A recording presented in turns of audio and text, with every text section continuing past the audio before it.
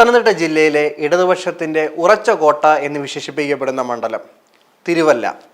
5-ൽ 5 എന്ന ലക്ഷ്യവും കോൺഗ്രസ് മുന്നോട്ട് വെക്കുമ്പോഴും UDFിൻ്റെ പ്രധാനപ്പെട്ട ലക്ഷ്യങ്ങളിൽ ഒരു വലിയ വിലങ്ങുതടിയെ നിൽക്കുന്നത് തിരുവല്ല എന്ന നിയോജക മണ്ഡലമാണ്. 2006 മുതൽ മാത്യു ടി തോമസ് പ്രതിനിധാനം ചെയ്യുന്ന മണ്ഡലം 2006-ലും 2011-ലും 2016-ലും 2021-ലും എല്ലായ്പ്പോഴും LDFിന് ഒപ്പം നിന്ന മണ്ഡലമാണ്. ഈ മണ്ഡലത്തിൽ കോൺഗ്രസിൻ്റെ സ്ഥാനാർത്ഥികൾ വിജയിച്ചത് തന്നെ അപൂർവമാണ്. അല്ലെങ്കിൽ UDFിന് വലിയൊരു മേൽക്കൈ ഈ മണ്ഡലത്തിലില്ല എന്ന് തന്നെ വേണമെങ്കിൽ പറയാം. പക്ഷേ ഈ 2026-ലെ നിയമസഭാ ഇലക്ഷനിൽ അധികാരം പിടിക്കുക എന്ന ഒരൊറ്റ ലക്ഷ്യവുമായി ഇറങ്ങുന്ന UDF ഒരൊറ്റ കാര്യം മാത്രമാണ് ഇപ്പോൾ തിരുവല്ല നിയോജക മണ്ഡലത്തിന് വേണ്ടി ചെയ്യാൻ ഉദ്ദേശിക്കുന്നത്. പത്തനംതിട്ട ജില്ലയിൽ പൊതുവായി പറയുന്ന ഒരു ജനസംസാരവും ഒരു പഴമൊഴിയുമുണ്ട്. പത്തനംതിട്ട ജില്ലയിൽ ഒരു പഞ്ചായത്ത് മെമ്പർക്ക് വാർഡിൽ ജയിക്കണമെങ്കിൽ പോലും ഒരു നേതാവിൻ്റെ സ്വാധീനം അല്ലെങ്കിൽ അയാളുടെ ആവശ്യം, അയാളുടെ പിന്തുണയില്ലാതെ പറ്റില്ല എന്ന് പറയും. അത് മറ്റാരുമല്ല, രാജ്യസഭയുടെ മുൻ ഉപാധ്യക്ഷൻ കൂടിയായ എത്രയും ബഹുമാനപ്പെട്ട PJ എന്ന് തിരുവല്ലയിലുള്ളവരും പത്തനംതിട്ട ജില്ലയിലുള്ളവരും വിശേഷിപ്പിക്കുന്ന PJ കുര്യൻ. PJ കുര്യനെയാണ് നിയമസഭയിൽ തിരുവല്ല നിയോജക മണ്ഡലത്തിൽ UDF സ്ഥാനാർത്ഥിയായി പരിഗണിക്കാനുള്ള സാധ്യത. അതിന് ഒരുപാട് കാരണങ്ങൾ, മറ്റു കാരണങ്ങളും ഒരുപാടുണ്ട്. അത് വേറൊന്നും കൊണ്ടല്ല, ഡൽഹിയുമായുള്ള അദ്ദേഹത്തിൻ്റെ അഭേദ്യമായ ബന്ധം. രാജ്യസഭയിൽ ഉപാധ്യക്ഷൻ മാത്രമായി അല്ല, അദ്ദേഹം കേന്ദ്ര മന്ത്രിസഭയിൽ ചീഫ് വിപ്പായും ഒക്കെ പ്രവർത്തിച്ചിട്ടുണ്ട്. ആ ഒരു പ്രവർത്തന പാരമ്പര്യവും രാഹുൽ ഗാന്ധി, സോണിയാഗാന്ധി, മല്ലികാർജുൻ ഖാർഗെ, KC വേണുഗോപാൽ തുടങ്ങിയ ഇന്നത്തെ ഹൈക്കമാൻഡിലെ എല്ലാവരുമായുള്ള ബന്ധവും തിരുവല്ലയിലേക്കുള്ള അദ്ദേഹത്തിൻ്റെ സ്ഥാനാർത്ഥിത്വത്തിലേക്ക് നയിക്കും. തിരുവല്ലയിൽ PJ കുര്യൻ സ്ഥാനാർത്ഥിയായി നിന്നാൽ ആ സീറ്റ് LDFിൽ നിന്ന് പിഴുതെടുക്കാമെന്ന് രാഷ്ട്രീയകാര്യ സമിതിയിൽ VD സതീശനും നിയുക്ത KPCC പ്രസിഡന്റായ സണ്ണി ജോസഫും വിലയിരുത്തുന്നുണ്ട്. 2021-ലെ നിയമസഭാ ഇലക്ഷനിൽ കേരള കോൺഗ്രസ് ജോസഫ് വിഭാഗത്തിൽ നിന്ന് കുഞ്ഞുകോശി പോളും അതുപോലെ തന്നെ മാത്യു ടി തോമസുമായിരുന്നു മത്സരിച്ചത്. 11,400-ലധികം വോട്ടുകൾക്കാണ് കുഞ്ഞുകോശി പോൾ പരാജയപ്പെട്ടത്. 10,000-അപ്പുറമാണ് എപ്പോഴും മാത്യു ടി തോമസിന്റെ ഭൂരിപക്ഷമെങ്കിലും പല പഞ്ചായത്തുകളിലും വളരെ വലിയ മാർജിനിൽ ഇടതുപക്ഷത്തിന്റെ വോട്ട് ഇടിയുന്നതായി കണ്ടെത്തിയിട്ടുണ്ട്. കൃത്യമായി പറഞ്ഞു കഴിഞ്ഞാൽ ക്രിസ്ത്യൻ വോട്ടുകൾ പിളർത്തുക എന്നുള്ള ഉദ്ദേശവും കൂടി PJ കുര്യന്റെ സ്ഥാനാർത്ഥിത്വത്തിൽ ഉണ്ട് എന്ന് വേണം മനസ്സിലാക്കാൻ. ഓർത്തഡോക്സുകാരനായ PJ കുര്യൻ വരുന്നതോടുകൂടി അപ്പുറത്ത് മാത്യു ടി തോമസും കൂടി നിൽക്കുന്നത് കൊണ്ട് ഓർത്തഡോക്സ് ക്രിസ്ത്യൻ വിഭാഗത്തിൽപ്പെടുന്ന വോട്ടുകൾ വളരെ വലിയ രീതിയിൽ വിഘടിപ്പിച്ചുകൊണ്ട് തിരുവല്ലയിൽ UDFിന്റെ സ്ഥാനാർത്ഥിയായി PJ കുര്യൻ എത്താനുള്ള സാധ്യതയുണ്ട്.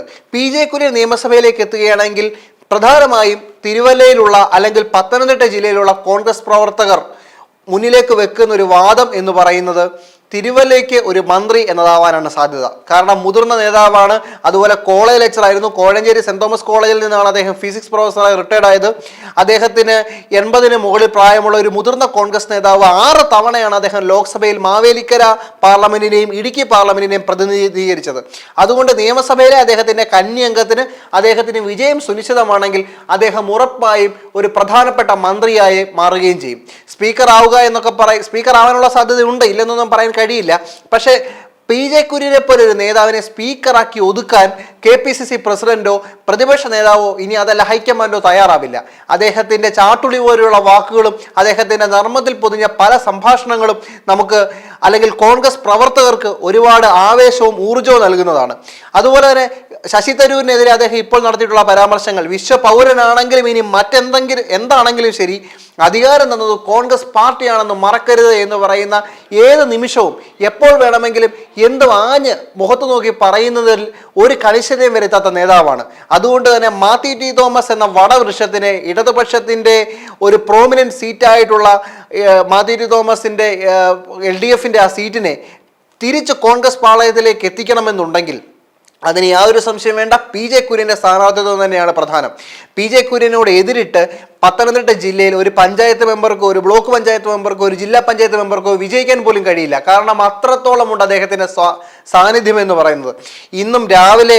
ഇന്നും നമുക്ക് തിരിച്ചറിയാൻ കഴിയുന്ന കാര്യം ദിവസം അദ്ദേഹത്തിന്റെ വീട്ടിലേക്ക് എത്തുന്ന ആളുകളുടെ കാര്യമാണ്. അദ്ദേഹം ഇന്നൊരു MLA അല്ല, MP അല്ല, ഒന്നുമല്ല. എങ്കിൽ പോലും രാവിലെ ഒരു 9 മണി മുതൽ അദ്ദേഹത്തിന്റെ വീട്ടിലേക്ക് വളരെ വലിയൊരു നീണ്ട നിര നമുക്ക് കാണാം.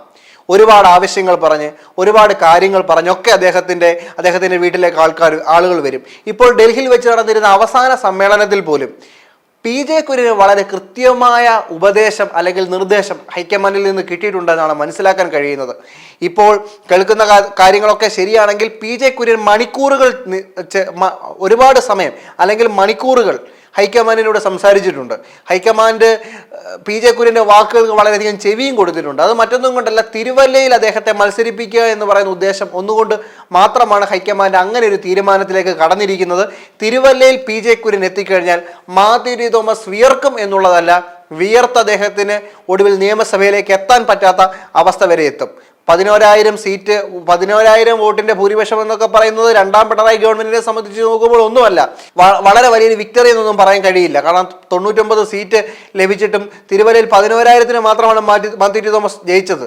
ഒരു ബൂത്തിലൊക്കെ ഒരു 10-200 വോട്ടും അറിയാവുന്നുണ്ടെങ്കിൽ UDF സ്ഥാനാർത്ഥി പി ജെ കുര്യൻ ഈസിയായി പോയി നിയമസഭയിൽ ഇരിക്കുന്ന കാഴ്ച നമുക്ക് കാണാൻ കഴിയും.